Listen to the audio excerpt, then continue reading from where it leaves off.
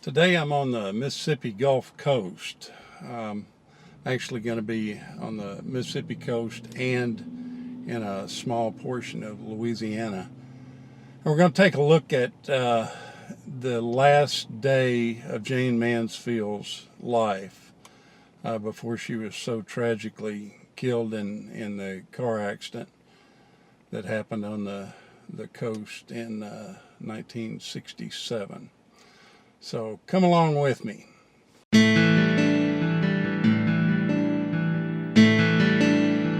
Now there's been a lot of controversy. I won't say a lot of controversy, but there's a memorial site that has been set up by a fan that's on the Chef-Menteur Highway, which is where the accident happened. And it's actually at the wrong site. I think the reason they put it there is because it's on an area that's called Dead Man's Curve, and it seems like a likely curve to where it would have happened. But according to the police report, it happened 2.1 miles from the Wrigley's bridge. So I'm going to actually take a measurement of that. We'll take a look at it on my truck, and we'll drive 2.1 miles and take a look and see exactly where it happened. It's also, I'm going to double check it. There's another reference the police report has of it being 6 miles from the White Kitchen parking lot, and that's still there, so I can measure that too. And we should be able to find out exactly where the accident happened and where all the photographs that you see of the car wreck, where that actually happened. So we'll take a look at it right now. Okay, this is the Wrigley's bridge that the police report talks about. And so they would have driven over this bridge, and this is shortly before the wreck happened. I've just reset my tripometer to where it's at 0, and we're going to go to 2.1 miles and see where that puts us. Now we've just come up on it. It's at 2.1 miles right now. I'm sorry if it's windy here, but they would have been driving from this direction, coming down this way on Highway 90.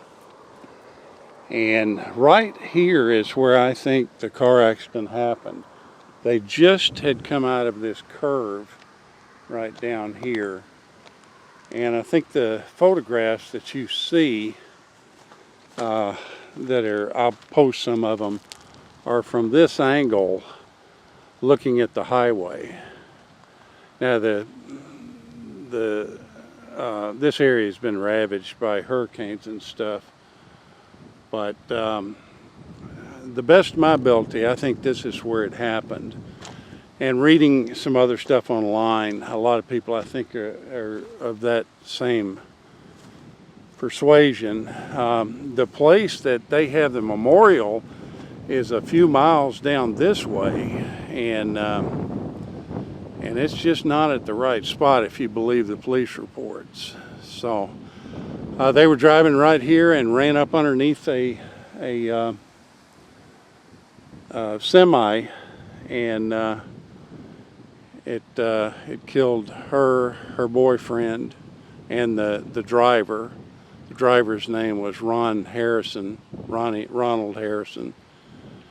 He was the boyfriend of Gus Stevens, his daughter's boyfriend.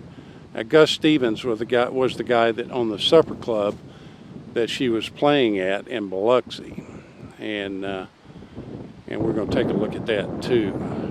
So they were spraying for mosquitoes, and I don't know if I grew up on this coast, and when they used to spray for mosquitoes in the 60s, it it put out such a dense fog you couldn't see through it at all.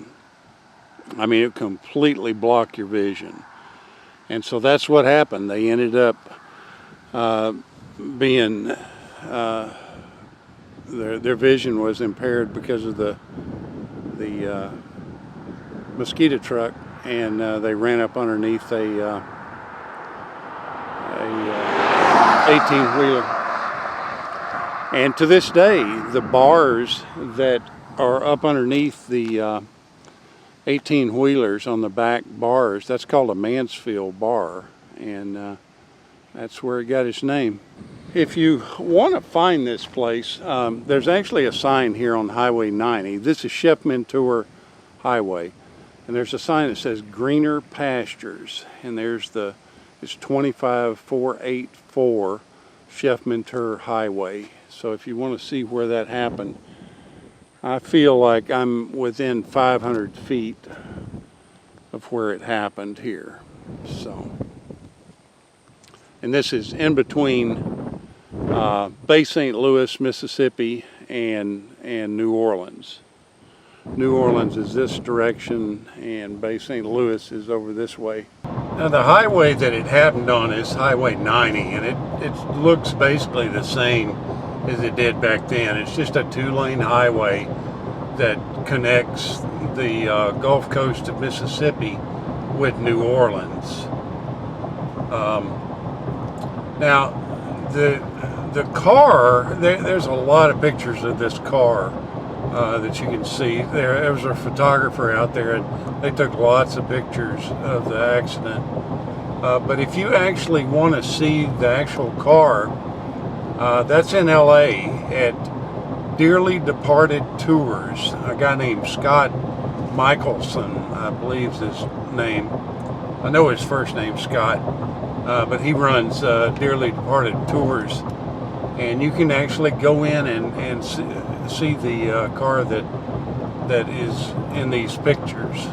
Now you can see I'm on the beach in Biloxi. You can see the Gulf right there, and this is Highway 90.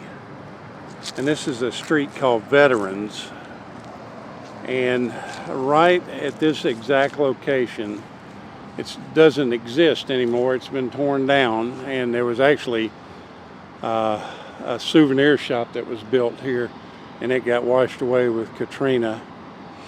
But this is where Gus Stevens' Supper Club was, and this is where Jayne Mansfield performed her last performance on June 29th, 1969. She did 2 shows that night and then left to go real late. She went to New Orleans because she had a radio interview the next morning. Well, Gus Stevens loaned his wife's car to her and gave her a driver, and the driver was the guy that worked for him, and his name is Ronald Harrison.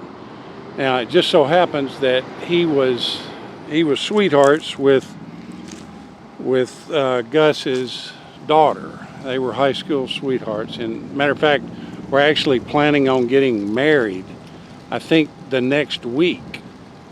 But he was given the task of driving them over to New Orleans in Gus Stevens' car. And then, the rest is kind of history. He ends up running into the back of a semi and kills Jayne Mansfield, her boyfriend, and the 3 kids that were in the car survived. They were sleeping in the back seat, and so that's the one good side to it. But everybody else was killed: the driver, her boyfriend, and Jayne Mansfield.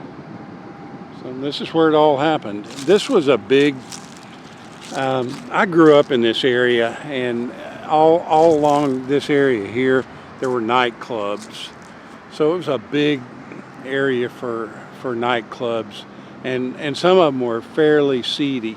This was not. This was a high-end nightclub.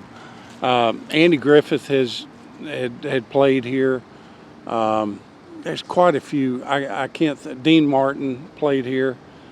There's quite a few big names that played at this location. But there was a seedier side just right down the road here that was kind of run by organized crime. But this is where she played her last show. Okay, now right now I'm standing at an area in Gulfport, Mississippi. This is actually a place I grew up. I grew up on this block. And as a kid,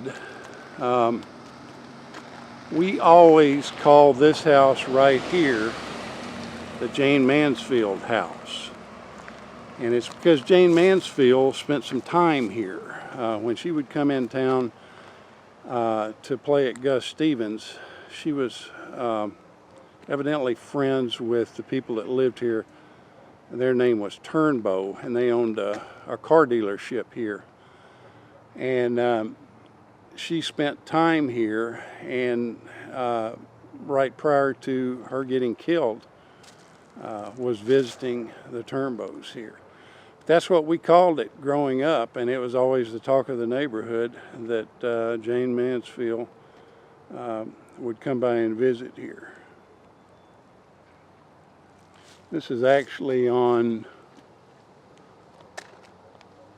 27th Street and Broadmoor Place. 27th Street and Broadmoor Place in Gulfport, Mississippi. That's another point of trivia. Here's to a life that ended way too early. Thank you so much for watching.